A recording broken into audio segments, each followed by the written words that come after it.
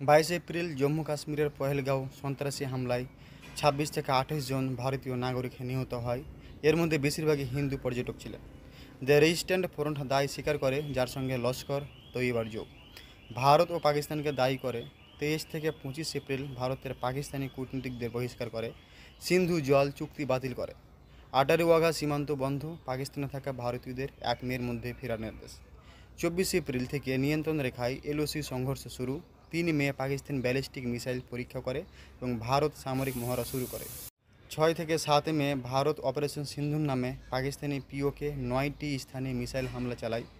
ভারতীয় সেনার একমাত্র লক্ষ্য জয়শে মোহাম্মদ লস্করের তৈয়বার ঘাঁটি। পাকিস্তান দাবি করে এটি 31 সাধারণ নাগরিক নিহত হয়। পাকিস্তানি 7 মে পাল্টা হামলা চালায় এবং ভারতে 2 থেকে 5টি যুদ্ধ বিমান ধ্বংস করা হয় বলে তাদের দাবি। 8 মে পাকিস্তানের 12টি ভারতীয় ড্রোন ধ্বংস করার দাবি এবং পাকিস্তানের আকাশ সীমা, স্কুল, কলেজ 48 ঘন্টার জন্য বন্ধ। মুজাফফরবাদে বিদ্যুৎ বিচ্ছিন্ন এবং ভারতের 25টি বিমানবন্দরে 10 মে পর্যন্ত বন্ধ। 10 মে আমেরিকার মধ্যস্থায় ভারত ও পাকিস্তান যুদ্ধবিরতি স্বাক্ষর করে, বিকেল 5টা থেকে কার্যকর।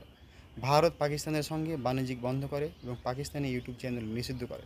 পাকিস্তানের অর্থনৈতিক সংকট খুব ভয়ানক দেখা দেয় এবং সোশ্যাল মিডিয়ায় মিথ্যা খবর থেকে সাবধান ও বিস্তারিত জানতে আমাদের চ্যানেলটির সাথে থাকুন। আর 11 থেকে 12-র আপডেট এখনও পর্যন্ত আসেনি।